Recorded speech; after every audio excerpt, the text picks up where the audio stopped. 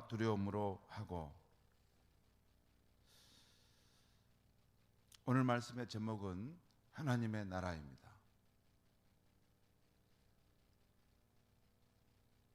이 현세의 세상을 잘 살아가려면 우리는 미시적으로는 한 인간의 생의 시작과 소멸의 과정을 알아야 합니다. 하지만 동시적으로 거시적으로는 이 세상 역사의 흐름이 어떻게 진행되어 가는지도 알아야 합니다. 작게는 우리 인생의 시작과 소멸이 어떤 과정을 통해 진행되는가, 또 크게는 이 세상 역사의 흐름이 어떻게 진행되어 가는가를 알아야만이 현세의 삶을 지혜롭게 살 수 있습니다. 내가 아무리 지혜롭게 살아도 지금 우리는 이 세상을 덮고 있는 코로나 상황에 놓이게 되면서 우리가 생각하는 것이 지금 전혀 의도하지 않은 방향으로 가고 있지 않습니까? 일반적인 인간의 생의 시작과 소멸의 과정도 알아야 되지만 이 세상 역사의 흐름이 어떻게 흘러가는가도 알고 있어야 한다는 거예요. 시대를 꿰뚫어 보는 안목이 성숙한 크리스찬에게는 있어야 되는 것입니다. 그렇지 않으면 예수를 믿어도 죽을 때까지 고작 자기 눈앞에 있는 자기의 의식주 문제를 구하다가 생을 마치고 갈 수 있습니다. 이 세상 역사의 흐름이 어떻게 흘러갈 것인가에 대해서 학자들은 크게 세 가지 입장을 말하고 있습니다. 유물론적 역사관, 윤회론적 역사관, 창조론적 역사관입니다. 먼저 유물론적 역사관은 사회주의자들의 역사관인데요, 이것은 만물의 근원을 우연히 생겨난 물질로 보고 그 물질의 진화 과정을 통해서 인류 문화가 생겨나고 발전해 간다는 역사관입니다. 거기에는 신이 없어요. 그냥 어떻게 하다가 어떤 상황이 돼가지고 가스와 가스가 만나고 뭐 해가지고 이게 물질이 생기고 또 이게 해가지고 이게 지구상에 어떤 생물이 태어나고 이렇게 해서 진화돼서 이 역사가 진행되었다는 것이죠. 물질이 중요합니다. 물질이 만물의 근원이라는 거예요. 여기에는 만물의 근원이 물질이기 때문에 인생의 궁극적인 목적이나 의미가 없습니다. 물질이 무슨 생명이 있고 생각이 있습니까? 그냥 되는 대로 살다 가는 것입니다. 그냥 되는 대로 내가 좀 더 행복하게 만족하며 살면 그것이 잘 사는 것입니다. 보통 일반적으로 세상의 이 세계관입니다. 물론 그 중에 좀 더 고상한 사람은 자기 나름의 인생의 목적을 찾죠. 뭐 좀 더 높은 이상을 추구할 수는 있습니다. 하지만 궁극적으로 보면 신이 없기 때문에 인생에 참된 목적과 의미는 없는 것입니다. 그냥 알아서 자기 소견에 좋은 것을 따라 살면 되는 것입니다. 세상 역사의 흐름을 이렇게 보는 사람들이 이 세상에 많이 있습니다. 두 번째는 윤회론적 역사관인데 불교의 역사관입니다. 이 역사관은 수레바퀴가 끊임없이 구르는 것처럼 인간이 계속해서 삶과 죽음을 반복함으로 해탈에 이른다는 역사관이에요. 여기서도 창조자 하나님이 없기 때문에 인생의 고상한 목적과 의미가 없습니다. 불교의 핵심 주제는 인생은 고해, 고통의 바다라는 것입니다. 숙명적으로 고통의 짐을 안고 살아간다는 것이에요. 그래서 번뇌와 업을 벗어나 불생불멸의 해탈의 경지에 이르는 것이 생의 의미라는 거예요. 이 번뇌와 업, 이 고통스러운 것이 없는 삶의 세계로 들어가는 거예요.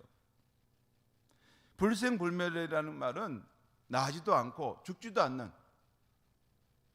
불교에서 말하는 이 색이 있어요. 육계, 색계, 비색계라는 것이 있어요. 비색계가 가장 완성된 단계인데 거기는 이렇게 어떤 몸도 없고 태어남도 없고 죽음도 없고 어떤 정신에 그냥 평정을 유지하고 있는 상태라는 거예요. 이게 사는 것인지 죽은 것인지도 이게 없어요. 그냥 무념무상의 세계로 들어가는 거. 더 이상 고통에 영향을 받지 않는 세계로 들어가는 거. 그건 자유의 세계가 그렇게 된다는 것입니다. 이것이 불교인들이 가진 세계관이고 역사관이에요.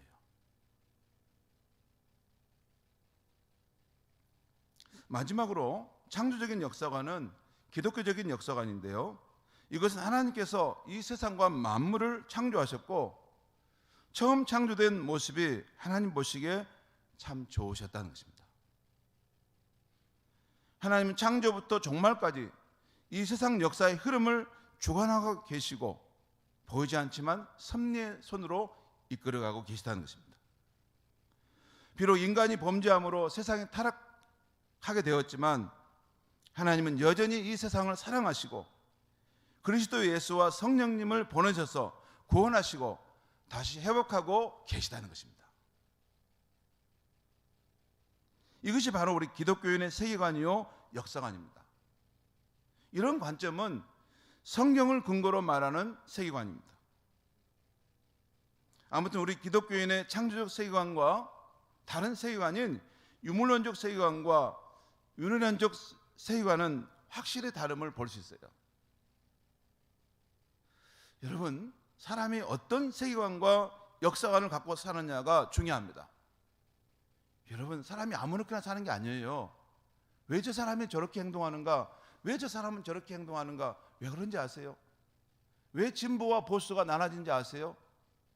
왜 저 사람은 동일한 문제를 저런 관점으로 생각할까? 다른 거 아닙니다. 그 사람이 갖고 있는 세계관과 역사관의 관점이 들어와 있는 것입니다. 그걸 볼 줄 알아야지 왜 세상이 이렇게 움직이는가를 볼 수 있습니다. 사람이 어떤 세계관을 갖고 사느냐가 그 사람의 생의 의미와 가치, 미래의 삶에 대한 희망을 갖는데 큰 영향을 주고 있는 것입니다. 사실은 모든 사람은 자신이 믿는 세계관과 역사관 속에서 살고 있는 것이에요. 사람이 이야기하는 걸 보면 이 사람은 저런 세계관을 가지고 있구나. 이 사람은 세계관이 아주 좁구나. 이 사람은 품은 뜻이 크고 장중하구나. 이게 보입니다. 사람은 아무 말 안 해도 그가 말하는 것, 행동하는 것 보면 그의 마음에 품고 있는 세계관이 무엇인지를 자기도 모르게 드러내고 있는 것입니다. 한편 이 기독교적 역사관에서 하나님께서 인류의 범죄로 타락한 세상을 회복해 가신다고 할 때 그 회복의 목표는 세상 창조 때에 하나님이 원래 계획하셨던 모습입니다. 그 원래의 모습은 하나님이 주인으로, 하나님이 왕으로 다스리시는 나라입니다. 이 하나님의 나라는 인간이 하나님의 뜻을 받들어 선한 청지기로서 에덴 동산을 자기에게 주어진 영역을 다스리는 것입니다.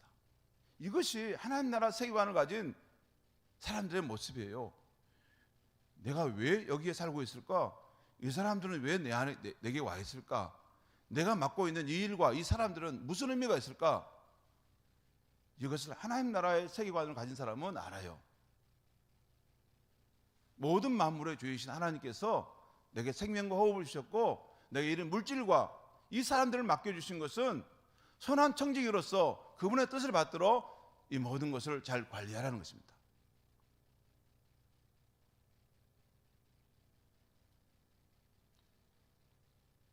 그러나 인류의 조상이 하나님께 반역하고 범죄함으로 하나님 나라의 모든 관계가 뒤틀려 버린 것이에요. 하나님과의 관계, 자신과의 관계, 이웃과의 관계, 피조물과의 관계가 모두 어그러져 버리게 된 것입니다. 그리고 세상은 죄와 죽음, 눈물과 탄식의 세상이 되어버린 것입니다. 우리가 여러분 매스컴에서 사람으로서는 할 수 없는 그런 끔찍한 일들을 보지 않습니까? 인간이 죄의 권세에 사로잡혀서 이렇게 행하는 일들이 원래는 참 하나님의 선한 청지기였는데 이게 바닥으로 곤두박질을 친 것처럼 아무렇게나 인생을 산다는 것입니다. 마치 아버지 집을 떠난 그 탕자의 모습처럼.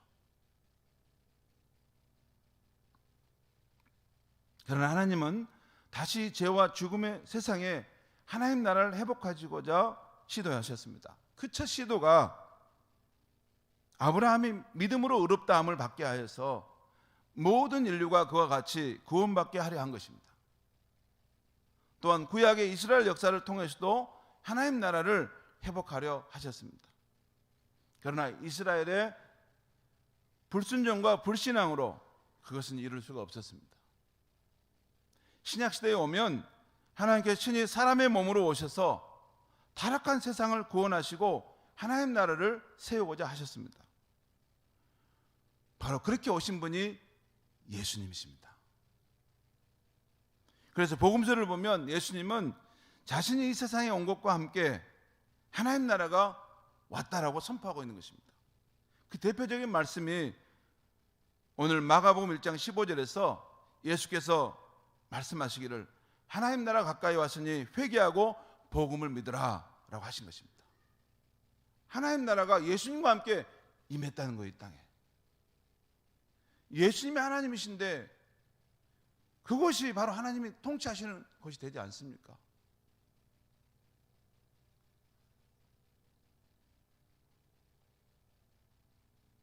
예수님과 함께 임한 하나님 나라는 십자가의 속죄의 죽음과 부활의 사건으로 인류에게 그 문이 활짝 열리게 되었습니다. 예수님의 오심도 중요하지만 더 중요한 것은 예수님의 그 십자가의 죽음과 부활의 사건을 통해서 그 인류에게 하나님 나라의 문이 활짝 열리게 되었던 거죠. 이제 누구든지 예수님을 나의 구세주와 주님으로 믿을 때 하나님 나라로 들어가고 그 백성이 될 수 있게 된 것입니다. 그런데 자신이 믿지 않으면 복음을 들었어도 믿지 않으면 그 사람에게는 해당되지 않는 것이에요. 그리고 이전에는 하나님 나라가 의인들이 죽은 후에 들어가는 저 높은 곳의 나라였는데 지금도 그렇게 생각할 수 있어요. 하나님 나라가 어디가 있는가? 죽고 난 후에 내세에 가는 그 하나님 나라를 생각하는 거예요. 그런데 그게 아니에요. 예수님이 이 땅에 오심으로 하나님 나라는 더 이상 더 높은 곳의 나라가 아니게 된 것입니다. 이제는 하나님 나라는 예수님과 함께 이 세상에 들어오게 되었고 인류 역사 속에서 현지적으로 진행해 가고 있고 행진해 가고 있고 그리고 역사의 종말의 때 재림하실 예수님과 함께 이 땅에 온전히 임하게 되는 것입니다. 하나님 나라가 어디 있어요? 하나님 나라가 어디 있어요? 하나님 나라가 어떻게 현지적으로 임하고 있어요? 여러분 내 삶을 보고만 말씀할 건 아닙니다. 지금도 하나님 나라를 보고 자기의 생명을 젊음을 헌신하고 선교적 현장에 뛰어든 사람이 있고 복음과 함께 고난을 받기를 두려워하지 않는 위대한 믿음의 사람들이 있는 것입니다. 내 수준으로만 생각하면 아니에요. 이 땅에는 많은 크리스찬들이 있는데 하나님 나라가 자신의 삶에 왔음을 뜨겁게 느끼고 그 나라 백성으로 하나님과 함께 복음을 위해서 생명을 바치고 헌신하는 위대한 사람들이 있는 것입니다.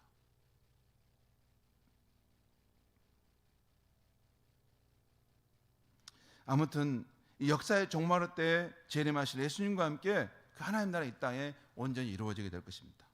요한계시록 11장 15절에 하늘에서 큰 음성이 나서 이르되 세상 나라가 우리 주와 그의 그리스도의 나라가 되어 그가 세세토록 왕노릇하리로다 하시는 말씀이 성취되는 날이 분명히 온다는 것입니다.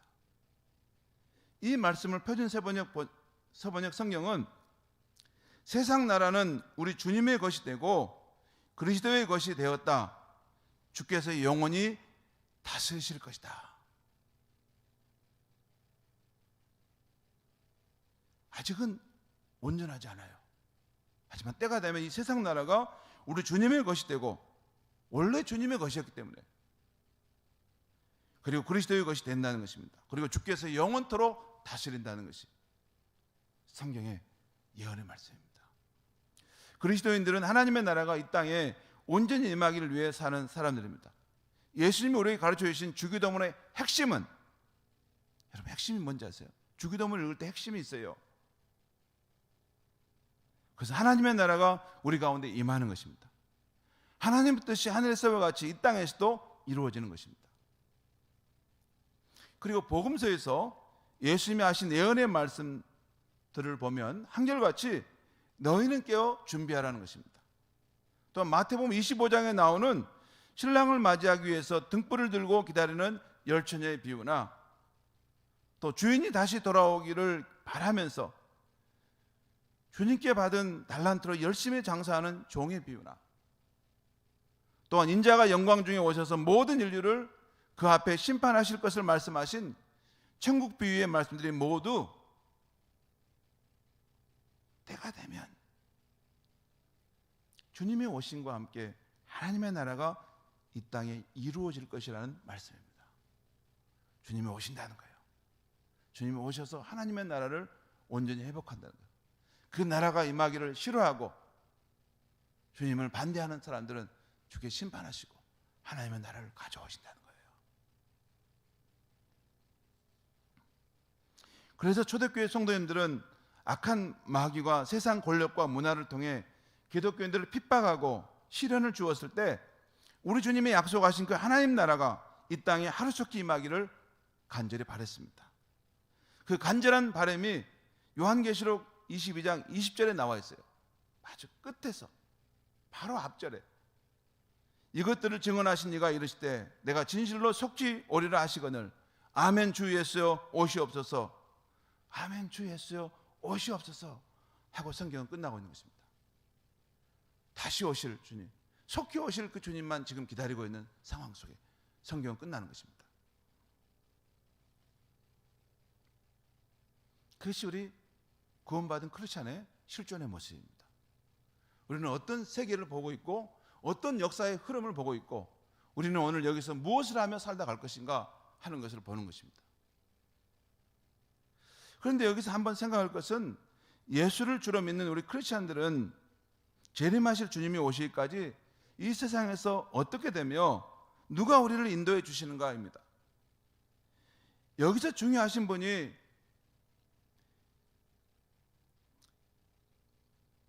우리가 예수를 주로 영접할 때 우리 마음속에 오시는 성령님의 활동입니다. 우리 안에 오신 성령님은 지금 여기에서부터 나중에 다시 오실 주님의 그때까지 이 과도기에서 이 과도기에서 하나님의 나라를 우리 안에서 이루어 가시고 펼쳐 가시는 분이세요.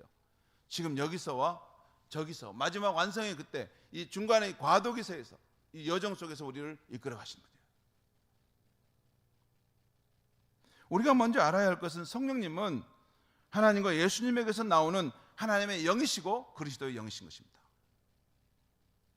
성령님에 대한 예수님의 증언의 말씀과 성경의 증언의 말씀들이 많습니다. 먼저 예수님의 증언의 말씀인데요. 우리가 한번 찾아보겠습니다. 요한복음 14장 16절에서 18절까지 말씀을 우리 같이 한번 읽어보겠습니다.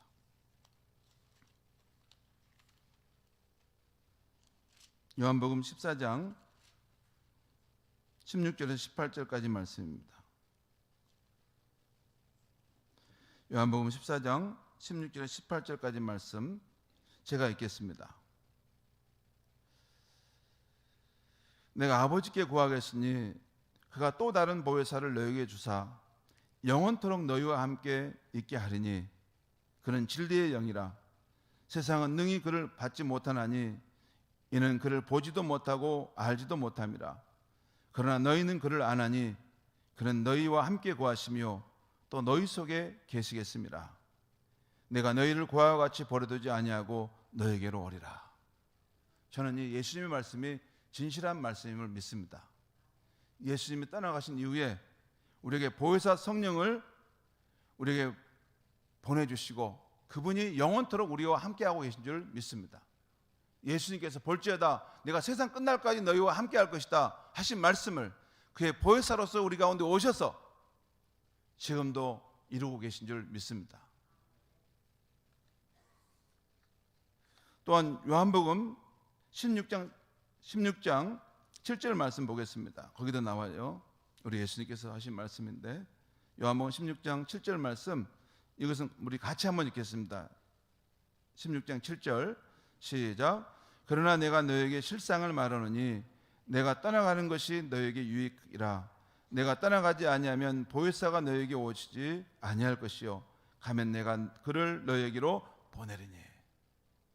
여러분, 요한복음 14장, 15장, 16장은 예수님께서 이제 십자가 사역을 마치고 하늘로 승천하실 것을 말씀하세요. 내가 돌아갈 것이다. 그리고 내가 가서 너희를 위하여 거처를 예배할 것이다. 그리고 내가 돌아가면 보혜사 성령을 너에게 보내줄 것이다. 그러면서 지금 오늘 말씀이에요. 내가 떠나가는 것이 실상은 너에게 더 유익이다. 인류에게 더 유익이라는 거예요. 왜냐하면 예수님이 육체로 계시면 제한받습니다.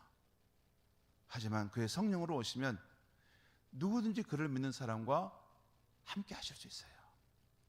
그래서 그분으로 내가 너에게 올 때 너에게 더 유익일 것이다. 그리고 그 다음에 또 사도 바울의 증언이 있습니다. 사도 바울의 증언은 에베소 1장 13절 14절 말씀을 한번 보겠습니다. 에베소 1장 한번 같이 찾아보겠습니다. 또 에베소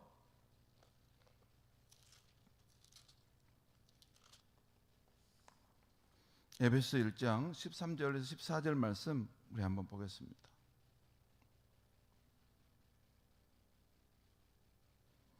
에베소 1장 13절에서 14절까지 말씀 제가 읽으면서 설명 드리겠습니다. 13절입니다. 그 안에서 너희도 진리의 말씀 곧 너희의 구원의 말씀 복음을 듣고 또 그 안에서 믿어. 여기서 그 안에는 앞뒤 문맥을 보면 그리스도라는 말합니다. 그러니까 그리스도 안에서 너희도 진리의 말씀 곧 너희의 구원의 복음을 듣고 또 그리스도 안에서 또한 믿어 약속의 성령으로 인치심을 받았으니, 이건 말에게 불도장을 꽉 찍는 것처럼 우리의 영혼에 하나님이 너는 내 백성이다 도장을 딱 찍은다는 거예요. 근데 그 인침으로써 찍을 때 누가 오시냐면 성령이 오신다는 거예요. 성령으로 우리를 인치신다는 거예요.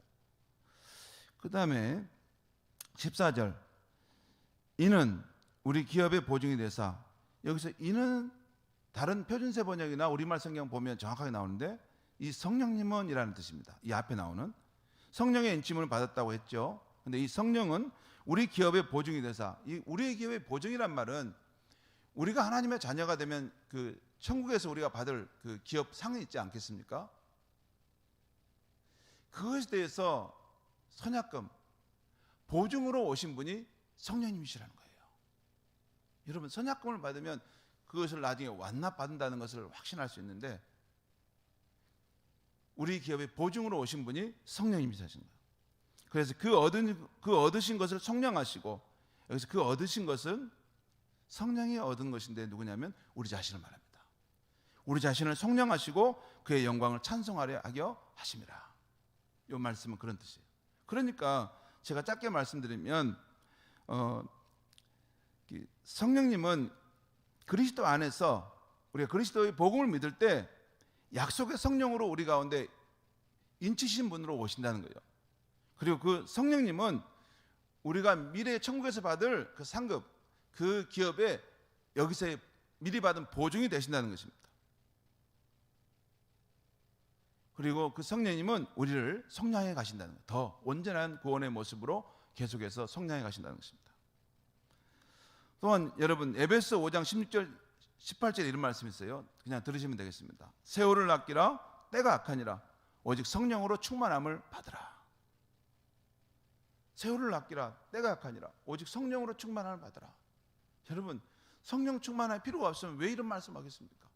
때가 악할수록, 세상이 어두울수록 우리의 신앙을 위협하는 그런 세상의 분위기가 되어갈수록 더욱더 성령의 충만함을 사모하면서 주님 앞에 구해야 한다는 것입니다. 그리고 에베소 4장 3절에 보면 이런 말씀이 있어요. 들으시면 되겠습니다. 하나님의 성령을 근심하게 하지 말라. 그 안에서 너희가 구원의 날까지 인치심을 받았느니라. 또한 데살로니가전서 5장 19절에서는 성도들을 향해서 우리가 받은 성령을 소멸하지 말라고 교훈하고 있어요. 우리가 받은 성령을 소멸할 수 있다는 것이에요.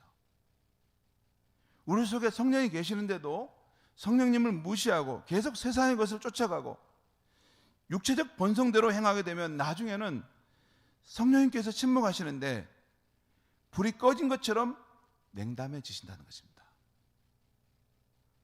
완전히 떠나가지는 않은데 거의 불이 꺼져버린 것처럼 침묵하신다는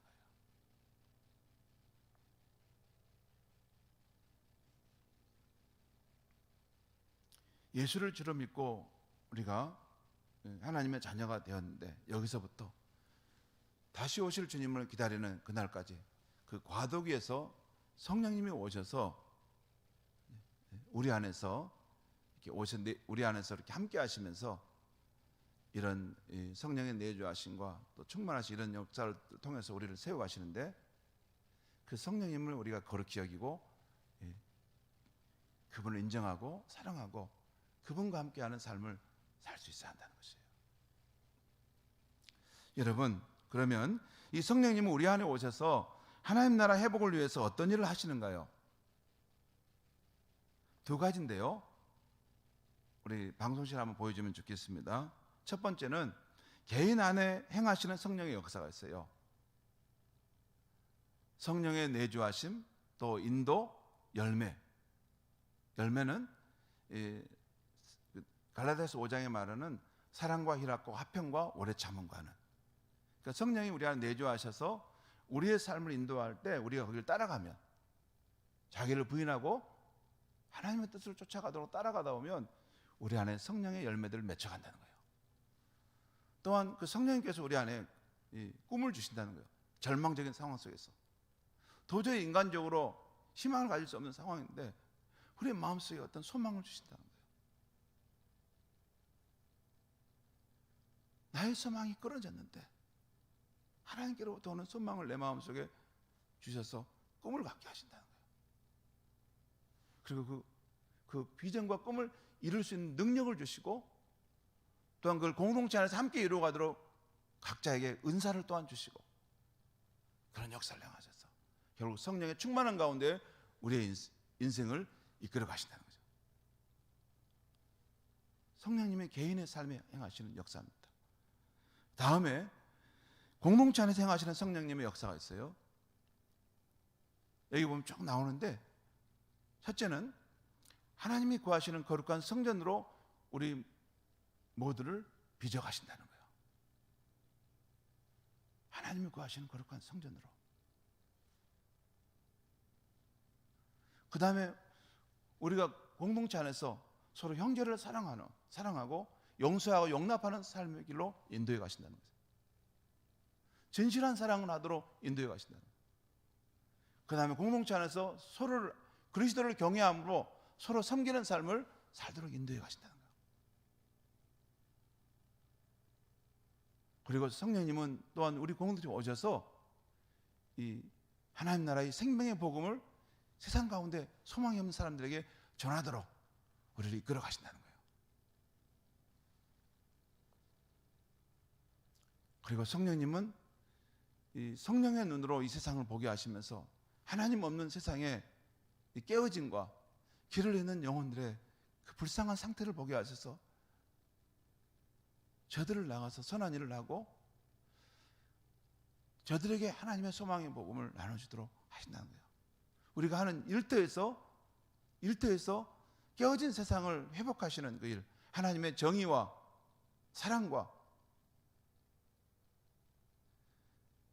공존의 삶을 거기서 이루어가는 삶을 살도록 우리를 참여케 하신다는 거예요. 내 먹고 사는 것만을 위해서 그 일을 하는 것이 아니라 하나님 나라가 없음으로 해서 세상이 고통받는 것을 보게 하시고 그 사람들의 탄식 소리를 듣게 하셔서 그들을 치유해 가시는, 회복해 가시는 하나님의 역사에 우리가 동참케 하신다는 거죠. 그리고 성령님은 또한 공동체 안에서 주의 재림과 하나님 나라가 임하기를 소망케 하신다는 거예요.